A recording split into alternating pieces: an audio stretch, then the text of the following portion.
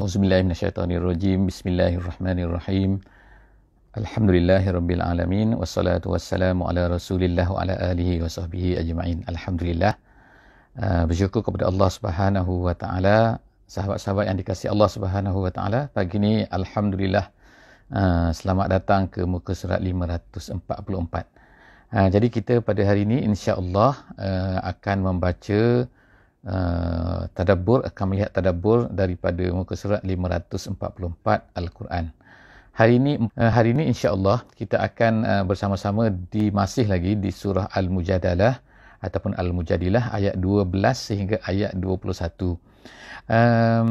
Yang pertama sekali nak minta maaf sikit kerana agak kelambatan pagi ini, dan pada pagi ini kita masih terpaksa mengadakan dalam studio lagi kerana hujan telah turun dengan lebatnya di luar sana. Jadi insya-Allah moga-moga yang penting kita akan dapat manfaat daripada tadabbur kita pada setiap kali, pada setiap hari ini. Moga-moga Allah Subhanahu Wa Taala akan menjadikan Al-Quran ini sebagai guide dalam hidup kita insya-Allah. A'udzubillahi minasyaitonirrajim. Bismillahirrahmanirrahim. Ya ayyuhallazina amanu idza najaitumur rasula faqaddimu baina yaday najwakum sadaqah. Dzalika khairul lakum wa athhar. Fa in lam tajidu fa innallaha ghafurur rahim. Sadaqallahul azim. Ayat yang saya bacakan tadi adalah ayat daripada ayat 12 daripada surah Al-Mujadalah. Jadi pada ayat ini, ianya adalah merupakan sambungan lagi daripada apa yang Allah Subhanahu Wa Taala telah ceritakan sebelum daripada ni. Iaitu sebelum daripada ni, dalam muka surat 543 yang terakhir, ayat yang terakhir, muka surat tersebut, kita telah baca bagaimana Allah Subhanahu Wa Taala minta daripada orang-orang yang beriman ini supaya tafassahu fil majalis. Jadi apabila dikatakan kepada mereka supaya memberi keluasan, memberi tempat kepada orang-orang yang baru datang dan sebagainya, maka Allah Subhanahu Wa Taala menganjurkan kepada orang beriman supaya berilah tempat dan juga begitu, dan patuhlah kepada orang-orang yang mengatur majlis itu, iaitu pada masa itu ialah Nabi sallallahu alaihi wasallam, yang sebagaimana kita telah ceritalah sebelum ini. Pada hari ini kita akan tengok pula, iaitu dikatakan ulama tafsir sebagai adab yang ketiga yang diminta oleh Allah Subhanahu Wa Taala, yang diajar oleh Allah Subhanahu Wa Taala kepada orang-orang yang beriman. Apa dia? Iaitu adab apabila mereka ingin untuk bermunajat kepada Nabi sallallahu alaihi wasallam. Munajat di sini bukanlah artinya munajat yang dalam bahasa Melayu, tetapi munajat di sini artinya ialah seseorang tu nak pergi berbincang, bertanya sesuatu kepada Nabi sallallahu alaihi wasallam, mungkin secara berseorangan. Maksudnya ialah tak ramai-ramailah, adalah perkara-perkara yang dia nak tanya tentang diri dia, tentang apa-apalah kepada Rasul sallallahu alaihi wasallam. Jadi Allah Subhanahu Wa Taala di sini menggunakan perkataan, Allah Subhanahu Wa Taala berkata, wahai orang yang beriman, apa dia? Iaitu apabila kamu nak najaitum ar-rasul. Najaitum di sini ialah maknanya bukanlah, walaupun fi'il madhi, fi'il madhi maknanya fi'il yang dah lepas, bukan maknanya kamu dah lepas, bukan, tapi maksud di sini lah apabila kamu ingin, iza aradtum antunaji, gitu. Jadi apabila kamu ingin untuk bermunajat bersama dengan Rasul, untuk pergi bertanya soalan dan sebagainya, kan, berbisik, bercakap secara bersendirian dengan Nabi sallallahu alaihi wasallam, maka hendaklah kamu faqaddimu lah, dahulukan tu maknanya sebelum sikit daripada kamu tu hendaklah kamu beri sedekah. Jadi apa banyak sedekah tu, jadi adalah kata dalam kisahnya ialah Nabi SAW bertanya, 1 dinar okey tak? Setengah dinar. Jadi setengah daripada para sahabat ni tak mampu, mereka ni miskin, kan. Jadi Allah Ta'ala bila baina yaday najwakum sadaqah. Jadi sedekah tu kita sebut situ, kan, adalah jumlah-jumlahnya yang Nabi. Jadi selepas daripada tu, perkara ni menjadi macam keberatan lah kepada Nabi, kepada para sahabat ni, kan. Bila mereka nak bertanya Nabi, mereka mesti kena sedekah dulu, kan. Jadi Allah Subhanahu Wa Taala sebutkan di sini, tengokkan, zalika khairul lakum. Bersedekah tu adalah lebih baik untuk kamu, wa athhar, lebih membersihkan jiwa kamu. Jadi bagaimana pula lebih baik? Jadi setengah ulama kata benda ni adalah wajib pada masa tu. Jadi berapa lama wajib ni? Wajib bersedekah tu, ada yang kata ialah selama 10 hari. Sedekah tu kan makna ayat ni turun, tapi selepas daripada tu maka turunlah ayat yang ke-13 selepas daripada tu. Jadi antara ayat 12 dengan ayat 13 ni sebenarnya ialah walaupun dia bersambung, kita baca di sini, tapi sebenarnya dia tidak turun serentak. Dia tidak turun serentak. Sebab itulah ada ulama kata 10 hari jarak masa di antara ayat yang ke-12 dengan ayat yang ke-13. Jadi Allah Subhanahu Wa Taala meminta daripada orang beriman ni supaya mereka ni bersedekah. Jadi ulama-ulama tafsir katakan sebenarnya ayat ini ataupun perbuatan ini, permintaan ini, ajaran ini adalah untuk mengajar para sahabat ni beberapa perkara. Yang pertama sekali, mereka ni janganlah semua benda nak tanya Nabi sallallahu alaihi wasallam sehingga berebut-rebut, sehingga ramai sangat, sehingga menyebabkan kesukaran kepada baginda Nabi sallallahu alaihi wasallam. Maknanya Nabi sempit lah kan, tak sempat ramai sangat kan, jadi maknanya nak buat kerja lain pun tak boleh lah Nabi. Jadi maknanya Allah Subhanahu Wa Taala mengajar orang yang beriman ni supaya, yang tu yang pertama. Yang keduanya, ulama tafsir sebut di antara hikmahnya ayat yang ke-12 ni dan juga ayat 13 ni ialah apa, iaitu setengah-setengah daripada sahabat ni dia kedekut sikit, kedekut, susah nak bersedekah. Jadi Allah Subhanahu Wa Taala nak mengajar supaya mereka ni dapat membersihkan hati mereka, supaya mereka ni supaya rajin iaitu apa, membersihkan hati daripada perasaan yang tak elok. Yang sebut itu pula syuhha. Syuhha itu ialah perasaan syuh. Perkataan syuh tu ialah perasaan kedekut lah. Tak nak bersedekah kan, susah nak bersedekah. Jadi akhirnya dengan ayat ini maka telah mengajarlah, memberi kefahaman. Yang ketiganya, ulama kata ialah nak mengajar para sahabat ni supaya sensitif sikit ni. Jadi apa-apa sensitif sikit. Salah satu daripada ajaran Islam yang kita kena sensitif. Sensitif dengan orang, sensitif dengan apa. Jangan maknanya bawa diri kita saja kan. Apa orang fikir, apa orang tak. Kira apa aku. Yang penting aku punya pasal. Aku senang, aku tak senang, itu saja. Tak boleh. Kita kena sensitif. Termasuk sensitif yang diajar dalam ayat ni ialah sensitif dengan Nabi SAW. Nabi takkanlah kalau kata, nak kita pergi. Banyak sangat pergi kan kepada Nabi sehingga menyempitkan waktu Nabi SAW sampai dia nak berehat. Tak boleh. Jadi mana kita tak ada sensitif langsung dengan Nabi. Jadi begitulah jugalah nak ajar orang Islam semua. Kita pada hari ini supaya sensitif juga. Sensitif dengan ketua kita, sensitif dengan orang yang besar, sensitif ada orang yang sibuk dan sebagainya kan. Jadi sensitif. Tapi janganlah sampai tak bertanya pula. Itu kena balance. Kena balance di antara terlalu sensitif pula sampai langsung tak tanya, takut apa, takut mengganggu, dan juga sehingga sampai tak tahu pun tak apalah, buat dalam keadaan jahilah. Itu tak betul juga. Itu antara dua lah. Gitu. Jadi Allah SWT kata fa'illam tajidu, kalau kamu tak dapati. Sebab setengah-setengah orang miskin ini, mereka ni tak ada benda, tak ada perkara, tak ada duit nak sedekah kan. Ini zaman Nabi lah. Mereka ni sangat miskin, setengah-setengah daripada mereka tu. Jadi Allah Ta'ala kata fa'innallaha ghafurur rahim. Tak apa, Allah Ta'ala memaafkanlah kalau mereka ni miskin. Tapi kalau mereka ni kaya tapi mereka ni pun tak sedekah juga, itu masalah kan. Dalam ayat yang ke-13 lepas daripada itu ialah apa? Ashfaqtum an tuqaddimu baina yaday najwakum sadaqat. Allah Ta'ala kata ashfaqtum. Ashfaqtum ni maknanya kamu takut miskin, kesian kamu. Kamu takut miskin kah? Kalau kamu terpaksa memberikan sebelum daripada memberi sedekah sebelum daripada kamu ni berjumpa dengan Nabi sallallahu alaihi wasallam. Jadi Allah Taala pun berkata apa? Fa izlam taf'alu, kalau kamu tak buat tu wataballahu alaikum. Wataballahu alaikum ni maknanya ialah Allah Taala bertaubatlah kepada kamu. Allah memberi taubat. Tapi maksud di sini apa kan? Allah Taala tidak mahu membebankan kamu sebenarnya kan. Bukanlah Allah Taala wajibkan ini tu nak membebankan kita. Tapi sebenarnya Allah Subhanahu Wa Taala tu nak menguji kita. Allah Taala tu nak tengok kita ni bagaimana dan sebagainya. Jadi begitulah juga ayat ni Allah Taala kata, bukanlah Allah Taala faiz lam taf'alu, kalau kamu tak buat, maknanya kamu tak mampu nak buat. Jadi wataballahu alaikum, Allah Ta'ala pula bukanlah nak memberatkan kamu. Fa'aqimus solah. Jadi oleh kerana itu maka kamu hendaklah tampalkan apa, iaitu kamu kena tambahkan pahala kamu ni dengan mendirikan solat, wa'atuz zakah, dan juga memberikan zakat, memberikan infak lah, maknanya di jalan Allah Subhanahu Wa Taala. Kalau kamu ada duit, wa'atiullaha wa rasulah, dan kamu taat kepada Allah dan kamu taat pada Rasul. Jadi makna di sini ialah apa kan, kalau kamu tak nak buat yang ni tak apalah, sebab kamu ni rasa berat dan sebagainya, tak apa. Yang penting sekarang ni kamu buat apa pula ni, iaitu dirikan solat. Jadi artinya banyakkanlah amalan-amalan kamu yang lain yang kamu mampu buat. Kemudian wallahu khabirun bima ta'malun. Kerana Allah Ta'ala tahu. Kalau kamu ikhlas, Allah Ta'ala tahu. Jangan risau, insya-Allah kan. Buatlah apa yang kamu terdaya. Kemudian sekarang habis ayat yang ke-13 ni, kita berpindah kepada ayat yang ke-14 dan seterusnya. Ayat ke-14 dan seterusnya sekarang ni kita pergi pula kepada satu cerita lain. Dah habis dah. Tadi ada adab orang yang beriman dan sebagainya. Kita masuk sekarang ni cerita Allah Ta'ala nak ceritakan kepada kita tentang orang munafik.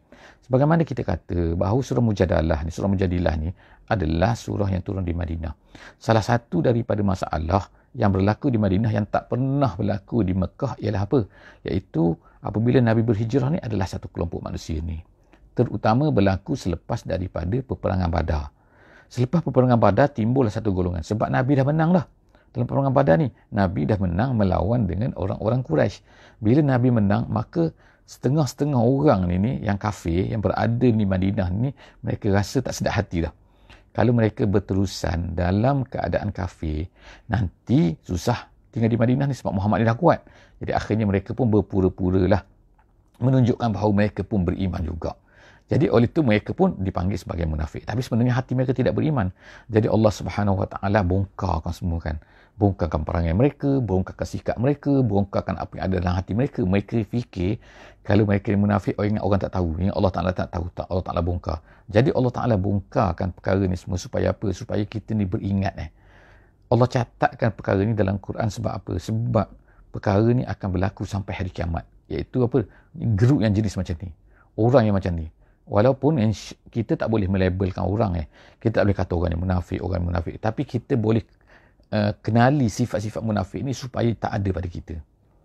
Dan kalau ada pada setengah-setengah manusia tu, kita beringat ini adalah sifat munafik. Walaupun kita tak boleh melabelkan mereka sebagai munafik, tak boleh. Itu adalah hak Allah. Nabi saja yang tahu. Sebab itu pun diberitahu oleh Allah Subhanahu Wa Taala.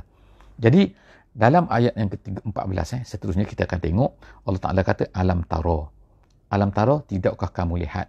Tidakkah kamu fikir? Tidakkah kamu memandang? Tidakkah kamu maknanya memerhatikan? Tidakkah kamu berdepan dengan kamu?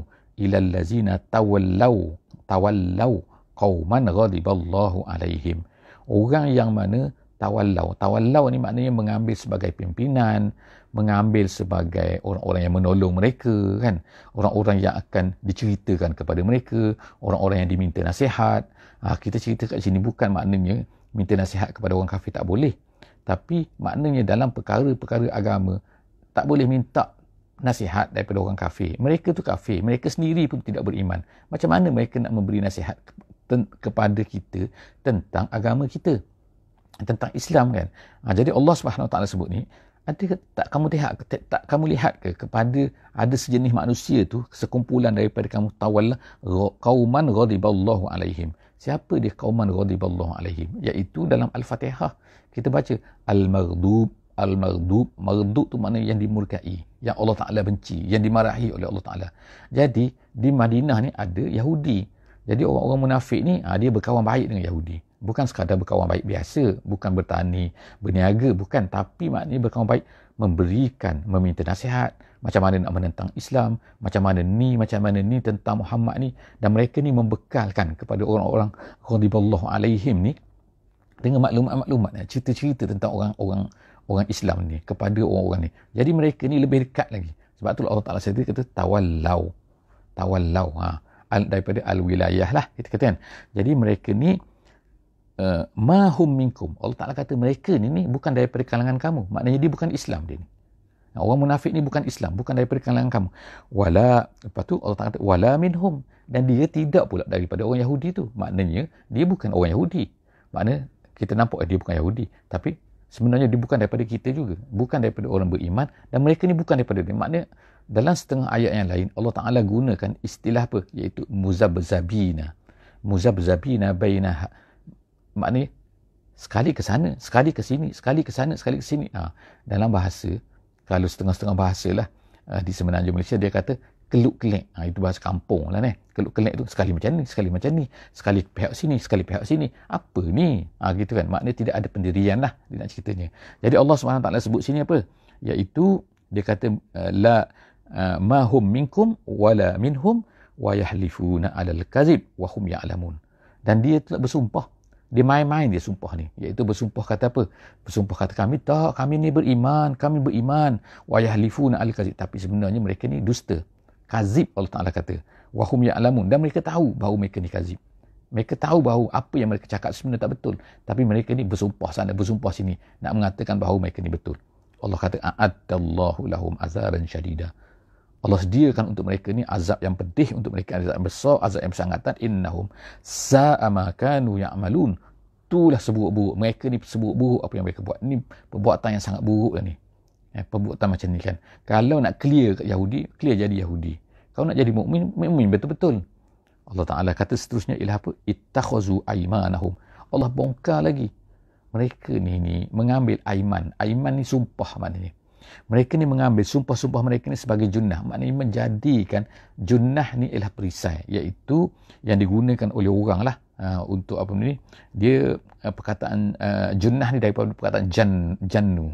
Al-jannu. Al-jannu ni maknanya as-sitru dalam bahasa Arab. Jadi mereka ni sebagai perisai pelindung. Mereka mengambil, menggunakan sumpah mereka tu pelindung. Nak menghalang lah. Konon-kononnya kan. Konon-kononnya orang tak tahu. Fasaddu an sabilillah. Jadi mereka dapat menghalang diri mereka daripada dikenakan tindakan. Itu maknanya. Itu makna fasaddu an sabilillah tu maknanya mereka ni bukan menghalang daripada jalan Allah, bukan menghalang orang lain, tapi mereka ni telah menjadikan benda tu sebagai penghalang daripada jalan Allah, maksud daripada dibunuh, daripada dirampas harta dia, daripada diambil tindakan terhadap mereka. Fasaddu an sabilillah falahum azabun muhin. Allah Ta'ala kata bagi mereka azab yang menghinakan. Kemudian lan tughniya anhum. Allah Ta'ala kata lan tughniya anhum. Kemudian apa? Tidak sekali-kali. Lan.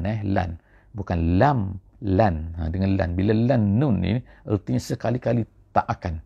Selama-lamanya tidak. Tidak apa? Iaitu tidak. Lan tughniya. Lam tughniya anhum amwaluhum wala auladuhum minallah. Ayat ini dikatakan ada sebab nuzul dia. Ada sebab turun dia. Iaitu orang-orang munafik. Pernah di zaman Nabi SAW ni mereka mengatakan apa? Sesama mereka mengatakan iaitu ala Muhammad ni bukan ramai pun orang dia. Kita ni tak apa, kita ni ramai anak, kita ni banyak harta. Dia kata nanti hari akhirat dia kata kita gunakan harta tu untuk untuk tebus dan sebagainya. Lalu Allah Ta'ala pun menurunkan ayat ni. Ayat ni apa? Tidak akan dapat memberi faedah sedikit pun.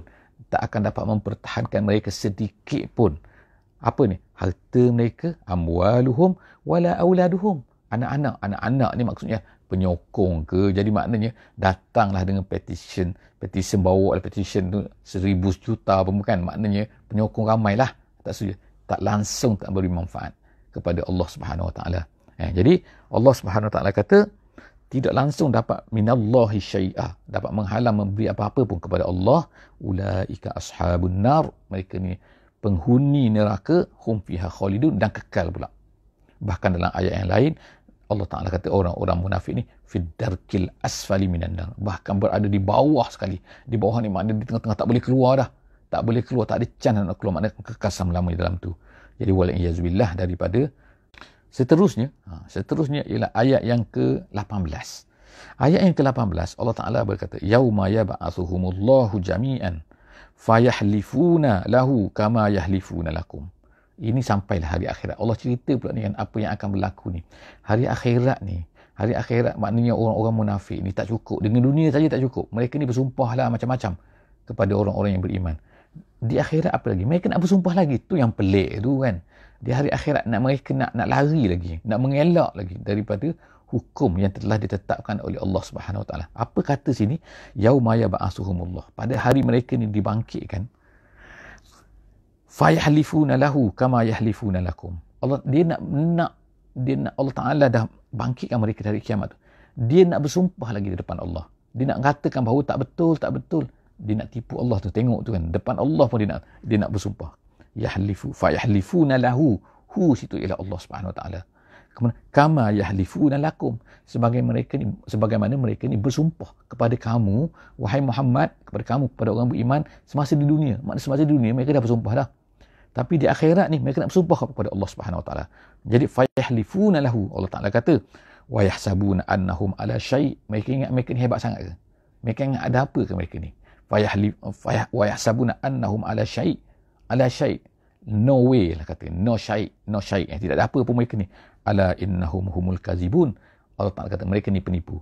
Jadi bayangkan bila ayat-ayat begini turun kepada Nabi SAW, kemudian Nabi bacakan, dan perkara ni orang-orang munafik ni ada depan mana? Tu depan di Madinah, depan Nabi. Mereka mendengar Nabi baca Quran semasa sembahyang, masa bukan sembahyang dan sebagainya. Jadi mendedahkan habis apa yang ada dalam diri mereka. Mereka tak terasa ke bahawa benda ni terkena kepada mereka? Jadi itulah kedahsyatan orang munafik. Memanglah ada selepas daripada itu orang munafik ni yang bertaubat tapi ramai mereka ni mati dalam keadaan munafik macam itulah. Bahaya besar. Bahaya betul kita tengok kan dunia ni kan, maknanya kerana dunia mereka sanggup untuk jadi munafik kan, menipu sana. Mereka tak dapat apa pun. Mereka dapat harta, mungkinnya dapat ni, dan tapi apa yang dapat di sisi Allah SWT, Allah Ta'ala tunjukkan habis, bongkarkan habis-habis kan, supaya mereka ni. Dan moga-mogalah kita insya-Allah memeliharalah diri kita daripada perangai-perangai, sifat-sifat yang ada sebagaimana yang disebutkan oleh Allah Subhanahu Wa Ta'ala di dalam ayat-ayat ini. Seterusnya, istahwaza alaihimus syaitan. Tak habis lagi. Allah Ta'ala cerita lagi. Istahwaza, ayat yang ke-19 sekarang. Istahwaza ni adalah daripada perkataan al-hauzu. Al-hauzu ni erti dalam bahasa Arab asalnya ialah apabila seseorang tu dia mengikat untanya kepada dia supaya apa? Supaya unta tu tak boleh lari. Jadi itu istahwaza. Jadi kemudian tu perkataan istahwaza ini digunakan untuk menunjukkan kepada seseorang yang mana ni, yang menguasai satu-satu benda. Syiddatul istila wal ghalabah, maknanya dia tak boleh lari dah. Seorang ikat orang ke, seorang buat apa kan, maknanya istahwaza. Jadi Allah Subhanahu Wa Taala guna perkataan sini apa? Istahwaza alaihimus syaitan. Syaitan tu telah mengikat mereka. Syaitan dah jadi memperhambakan dia, syaitan dah memperbudakkan dia, syaitan dah makna kontrol dia habis dah. Dia tak boleh nak buat apa dah. No power, tak ada apa langsung dah. Mereka tak boleh buat langsung. Jadi Allah Ta'ala kata menggunakan perkataan sini, istahwaza alaihimus syaitan. Syaitan telah menguasai mereka. Fa'ansahum zikrullah. Sehingga mereka pun lupa dah pada Allah. Mereka tak ingat dah. Tak ingatlah kepada azab Allah. Tak ingat kepada nikmat Allah. Tak ingat kepada arahan Allah. Tak ingat kepada semua, mereka dah tak ingat dah. Istahwaza alaihim. Sebab tu, sebab apa? Sebab syaitan dah istahwaza alaihim. Ulaika hizbus syaitan. Lalu Allah Ta'ala kata apa? Mereka inilah orang-orang yang dipanggil sebagai hizbus syaitan. Hizbu dalam bahasa moden maknanya parti. Digunakan dalam bahasa moden Kalau orangnya pada parti apa? Parti Demokrat. Parti ni parti apa? Parti Republican. Jadi hizbu Republican, hizbu Demokrat. Itu contohnya. Jadi parti ni adalah orang yang berintimat, orang yang melekat, orang yang bersama-sama dengan satu grup tu. Itu perkataan hizbu. Hizbu ni perkataan lama dah, tapi moden dia gunakan sebagai parti kan. Perkataan ni zaman Nabi dah ada. Zaman sebelum daripada Nabi pun dah ada. Jadi sebab tu Allah Ta'ala sebut sini kan, mereka ini adalah gerombolan, mereka ini adalah geng-geng, kita kata, mereka inilah puak-puak apa? Puak-puak syaitan. Jadi jaga-jagalah. Jadi sebab tu dalam Al-Quran ni ada disebut nanti Hizbullah, Hizbus syaitan. Kita ada dua. Jadi insya-Allah kalau ada peluang, harapnya kepada sahabat-sahabat semua, kalau sempat ada kesempatan cuba insya-Allah buat kajian tentang ni ataupun mempelajari. Kita ada insya-Allah tajuk khusus lah. Kalau ikutnya kita ada buat sesi-sesi juga lah, iaitu tajuk-tajuk daripada Al-Quran ni. Antaranya ialah tajuk yang kita berikan dalam tajuk-tajuk kita ni lah apa, iaitu apa hizbus syaitan dan apa hizbullah yang disebutkan dalam Al-Quran. Jadi dalam ayat ni Allah Ta'ala sebutkan hizbus syaitan. Siapa? Orang munafik itu, apa sifat dia? Yang pertama istahwaza, yang kedua mereka ni telah dilupakan daripada Allah. Itu dua sifat yang Allah Ta'ala sebut di sini, sifat-sifat hizbus syaitan. Jadi Allah Ta'ala kata, ala inna hizbus syaitan humul khasirun. Ingat. Hizbus syaitan ni dia mereka rugi. Walaupun nampak macam menang menang dalam politik ke, menang dalam apa-apa pun, kumpulan syaitan menang dalam pertandingan ke, menang dalam masyarakat ke, dia masyarakat semua menerima dia ke, masyarakat puji dia ke, tapi ingat dia adalah hizbus syaitan. Hizbus syaitan ni Allah Ta'ala kata rugi. Ayat yang ke 20 iaitu innal ladzina yuhaddunallaha wa rasulahu ulaika fil azallin. Allah Ta'ala kata orang-orang yang yuhaddu. Sebelum daripada ni kita dah sebutkan tentang yuhaddu. Yuhaddu ni maksudnya ialah menjadikan had sempadan. iaitu kau sebelah sana, aku sebelah sini. Itu yuhadu, iaitu orang yang tidak bersama lah. Ataupun kita kata orang yang memusuhi, ataupun kita kata orang yang yukhalifuna, kata setengah tafsir kata yukhalifuna maknanya tidak mau bersama lah, yukhalifuna, nak bercanggah sebenarnya. Kalau kau situ, aku sini. Itu yukhalifuna. Jadi Allah SWT serifatkan orang-orang munafik ni, mereka ni apa? Innal ladzina yuhadduna Allah wa rasulah. Orang-orang yang tak setuju, orang-orang yang tak nak ikut, orang yang tidak bersama dengan Allah dan Rasul. Ulaika fil azallin, mereka akan hina. Jadi ayat ni umum Ayat ni umum apa maksudnya? Siapa-siapa yang tak nak ikut perintah Allah, tak nak ikut perintah Rasul, bercanggah kan. Makna bukan sekadar tak nak ikut lah, tapi makna menentang dan sebagainya. Mereka ni azallin. Mereka ni akan hina. Hina macam mana? Allah Ta'ala hina. Adalah macam-macam cara kan. Ya Allah Ta'ala nak hinakan manusia tu kan. Biar mereka hina, biar nampak hina. Kemudian ayat yang ke-21, kataballahu. Allah Ta'ala kata, kataballahu. Allah Ta'ala akan menuliskan. Telah menuliskan, minta maaf. Telah menulis ini bukan maksudnya tulis. Tapi perkataannya qada. Yang qada telah menentukan. Artinya. Kenapa digunakan perkataan tulis? Kerana dia panggil dalam bahasa Arabnya, bila sebut perkataan tulis tu maknanya nak menunjukkan penetapan tu, penetapan yang betul-betul tetap lah, yang tak berubah. Satu ketetapan daripada Allah Ta'ala apa, iaitu la aghlibanna ana wa rusuli. Aku, Allah Ta'ala kata, mesti menang, dan Rasulku mesti menang, Rasul-Rasulku. Tak ada di mana mereka ni kalah, mereka ni dibunuh begitu saja, tak. Allah Ta'ala akan datangkan bila mereka ni menentang Allah, menentang Rasul, mereka bukan dibunuh begitu saja, akan adalah ketetapan Allah SWT, hukuman Allah terhadap mereka ni. Jangan ingat Allah Ta'ala ni boleh dikalahkan. Jadi ayat ini dikatakan dalam sebab nuzulnya, dikatakan kerana ketika orang beriman ni memberitahulah, kita Nabi SAW memberitahu, kita akan menawan Farsi, kita akan menawan Rom, kita akan menawan Yaman, macam-macam kan. Even semasa peperangan Ahzab tu, masa menggali parit, Nabi SAW memukul satu batu yang besar dan keluar api sinaran, maknanya percikan api. Kerana batu kan bila guna besi kan, dia pukul dia akan keluar api. Nabi kata, aku melihat istana Farsi, aku melihat istana Rom, aku melihat istana Yaman. Jadi maknanya apa tu? Kita akan dapat menawan Yaman. Kita akan dalam keadaan susah macam tu.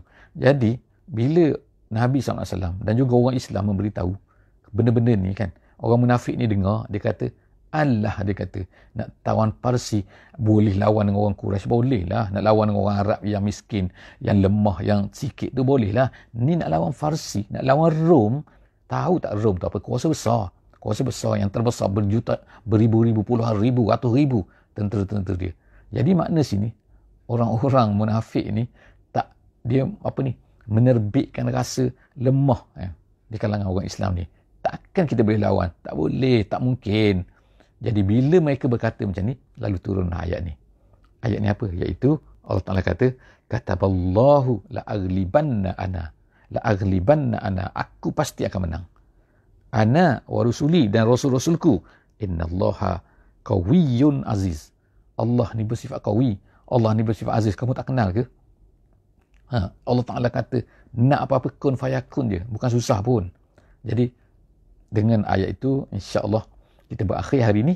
Kita jumpa lagi insya-Allah di esok hari dalam session muka surat 545 insya-Allah.